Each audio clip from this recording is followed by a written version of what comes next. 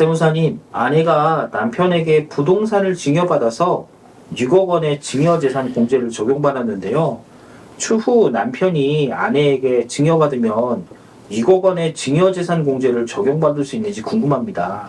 증여세는 앞서 말씀드린 대로 계산이 단순합니다. 그렇게 어렵지 않아요. 그렇지만 정확하게 이해를 못 하시면은 활용을 못 하십니다. 그래서 계산 구조는 간단하지만 활용 방법은 다양할 수도 있거든요. 그래서 제가 이해하기 쉽게 자세히 설명을 한번 드려보겠습니다. 증여세는 계산 구조가 딱 한 번 공제, 그 다음에 바로 계산 끝이거든요. 그래서 기준을 잘 잡으셔야 됩니다. 기준은 무조건 세금을 계산해서 내는 문제이기 때문에 누가 세금을 내느냐를 기준으로 잡으셔야 됩니다. 증여세법에서는 세금을 내는 사람을 재산을 받는 사람, 즉 수증자라고 부릅니다. 그래서 항상 증여세는 수증자, 재산을 받는 자녀 기준으로 판단을 하시고 계산을 하셔야 되는 것입니다. 그렇기 때문에 부부간에도 마찬가지예요. 남편이 부인한테 증여를 했다. 그러면 부인이 재산을 받았고 세금을 내야 되는 당사자잖아요. 그럼 부인 기준으로 부인이 비과세 6억을 써먹게 되는 것입니다. 이럴 때는 부인이 수증자가 되는 거군요. 네, 맞습니다. 반대로 부인이 남편에게 증여를 하면은 남편이 재산을 받았고 수증자가 되고 남편이 세금을 내야 되는 기준이 되는 겁니다. 그렇기 때문에 남편이 본인의 비과세 6억을 써먹게 되는 거죠.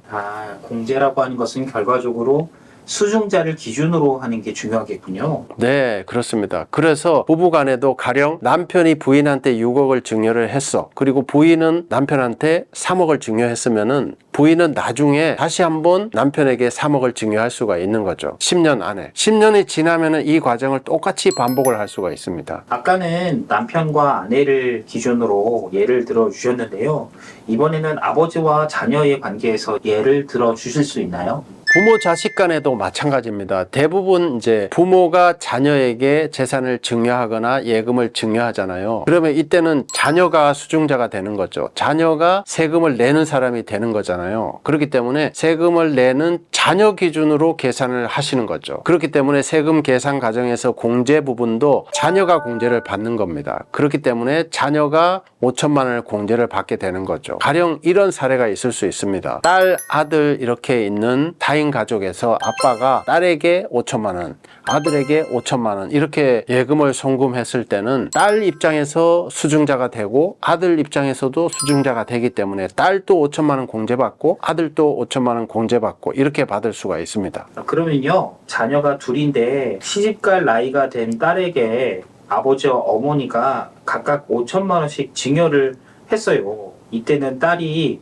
수증자가 되는데요. 이런 경우도 동일하게 해당이 되나요? 네, 이런 경우는 딸, 아들이 있는데 결혼 적령기가 된 딸에게만 아버지 5천, 어머니 5천 이렇게 송금을 해줬잖아요. 이럴 때는 세금을 내는 사람이 딸이기 때문에 딸 입장에서 본인의 공제를 받을 수가 있는 겁니다. 본인의 공제는 한도 5천이니까 5천, 5천, 1억을 받고 공제는 5천만 해서 남은 5천에 대해서는 10% 500만 원 이렇게 증여세를 내시게 되는 것입니다. 결혼을 앞둔 딸 입장에서는 이 정보가 굉장히 유용하겠네요. 네, 맞습니다. 이렇게 공제를 적용하실 때는 이 공제를 적용하는 종류가 있습니다. 배우자 그룹 6억, 직계 존속 그룹 5천, 기타 친인척 1,000 이렇게 그룹이 세 가지 그룹이 있잖아요. 이 세 가지 그룹별로 각각의 재산을 받는 사람이 공제 혜택을 보게 되는 거죠. 가령 남편분께서 배우자한테서 6억을 예금을 받아서 공제를 6억을 받으면 세금 없이 6억을 받을 수가 있습니다. 그리고 부모님한테서 5천만 원을 받아서 또 5천만 원 공제를 해서 비과세를 받을 수가 있습니다. 그리고 삼촌이나 그런 친인척에서 또 1,000만 원을 받으면 본인이 또 1,000만 원 공제를 받아서 1,000만 원을 비과세로 받을 수가 있습니다. 이렇게 하면은 배우자 6억, 부친 5천, 친인척 1,000 해서 도합 6억 6천의 비과세 자금을 마련할 수도 있습니다. 절세의 마법사 이승희 세무사님께서 또 하나의 꿀팁을 알려주셨네요. 칭찬에 좀 어색해서 절세의 마법이라기보다는 사다리 타기로 볼 수도 있겠습니다. 절세의 사다리 타기. 그러니까 이 증여세 같은 경우는 계산 과정은 증여 공제, 산출세 이렇게 간단합니다. 그렇지만 사다리 타기를 하시면은 여러 가지 또 응용 전략이 나올 수도 있기 때문에 돌다리도 두드려 보고 걷는다고 간단할수록 더 신중하게 생각하는 것도 현명한 생활의 지혜일 수도 있겠습니다. 세무사님, 딸이 시집을 가기 위해서 10억 되는 주택을 구입하려고 하는데요. 아까 알려주신 절세 마법으로 비과세 3억을 만들었지만 여전히 돈이 부족해서 각자 부모님에게 추가로 5억, 각각 2억 5천만 원씩 돈을 빌리려고 해요. 이럴 때 정확한 기준이 어떻게 되고 한도는 어떻게 되는지 전반적으로 궁금합니다. 기본적으로 국세청이나 과세관청 입장은 부모 자식 간에 돈거래를 하면은 증여로 추정을 합니다. 증여로 추정한다는 의미는 증여의제하고는 살짝 다른 개념입니다. 증여의제는 의형제, 니네도 형제로 보겠다 이렇게 그냥 강제성이 강하다면은 증여 추정은 기회를 줍니다. 기회를. 불확실한 여지가 있기 때문에 일단 증여로 추정한다는 의미는 납세자가 증여가 아닙니다 하고 반박할, 주장할 기회를 주는 겁니다. 이렇게 부모 자식 간의 금전을 빌리게 되면은 증여 추정으로, 즉 기회를 한번 주기 때문에 철저하게 증여가 아니고 금전 거래를 했다는 증빙이나 입증 수단을 잘 준비해 두시면은 빠져나갈 방법이 있다, 이런 의미가 되겠습니다. 그러면 어떻게 준비를 해야 할까요?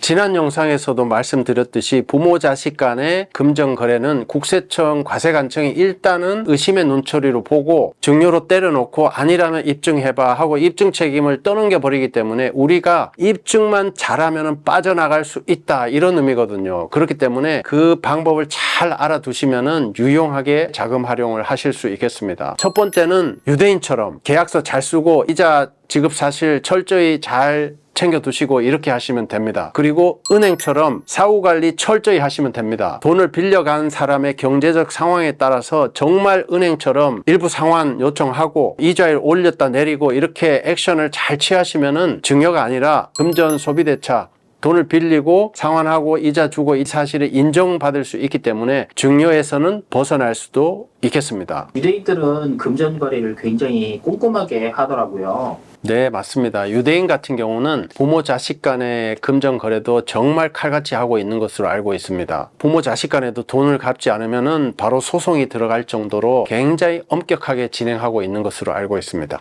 이렇게 엄격하게 부모와 자식 간에 금전거래 내역을 잘 준비를 하게 되면 국세청으로부터의 과도한 증여세 세금 폭탄을 피할 수 있다는 말씀이시군요. 네, 맞습니다. 일단 국세청 자체도 증여 의제가 아니라 증여 추정으로 간다는 얘기는 반증할 기회, 아니라면은 입증을 해서 아니라면은 반증을 해서 지나가세요 하고 이렇게 기회를 주는 거기 때문에 증여 추정 자체는 그렇게 비합리적인 제도는 아닙니다. 어디까지나 기회를 주는 방법이기 때문에 납세자 자녀분들께서 잘 준비를 하시면은 충분히 지나갈 수 있는 그러한 합리적인 방법으로 볼 수 있겠습니다. 세무사님, 제가 다른 유튜브 채널을 보니까요, 차용증 작성 방법이나 이자 계산 방법을 알려주더라고요.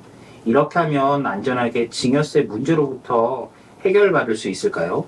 네, 유튜브에서 현금, 차용증, 이자 이런 내용이 엄청 쏟아지고 있거든요. 유튜브 너무 믿지 않으시기를 바라겠습니다. 유튜브 내용대로 이렇게 하셨더라도 세무 공무원들이 들이닥치면은 상황이 완전히 바뀔 수 있습니다. 세법은 어디까지나 이러한 차용증 작성, 이자 지급 이런 형식보다는 사실관계, 실질을 파악해서 과세를 하는 방식이 깔려 있기 때문에 실질 과세로 가게 되는 경우는 그 내막을 보게 됩니다. 이 상황이 정말 차용인가 아닌가를 판단하기 때문에 상황이 언제든지 뒤집어질 수 있습니다. 그렇기 때문에 부모 자식 간에 돈거래를 하실 때는 다시 한번 말씀드리지만 유대인처럼 은행처럼 철저하게 관리를 잘 하시기 바라겠습니다. 부모 자식 간의 금전 무상 대여 관련해서 구체적인 계산을 한번 해드리도록 하겠습니다. 먼저 부모 자식 간에 2억을 차용을 하면서 무이자로 주는 경우입니다. 이때는 2억에 대한 정상이자 4.6%를 계산하시면은 920만 원이 나옵니다. 이때는 1000만 원 미만이기 때문에 이자를 지급하지 않더라도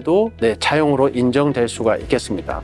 대신 원금 관리를 철저하게 잘 하셔야 하겠습니다. 두 번째는 3억을 대여하면서 무이자로 갑니다. 이때는 3억의 4.6%가 1380만 원으로 1000만 원을 넘어가기 때문에 이때는 1380만 원 자체에 대해서 증여세가 부과될 수 있겠습니다. 세 번째는 5억 원의 자금을 빌려주면서 저리 2% 이자를 적용하는 경우입니다. 이때는 5억 원의 4.6% 정상이자와 5억 원의 저리이자 2%의 차액이 1300만 원이 됩니다. 이때는 저리로 보는 혜택이 1000만 원을 넘어서기 때문에 역시 증여세가 과세될 수 있겠습니다.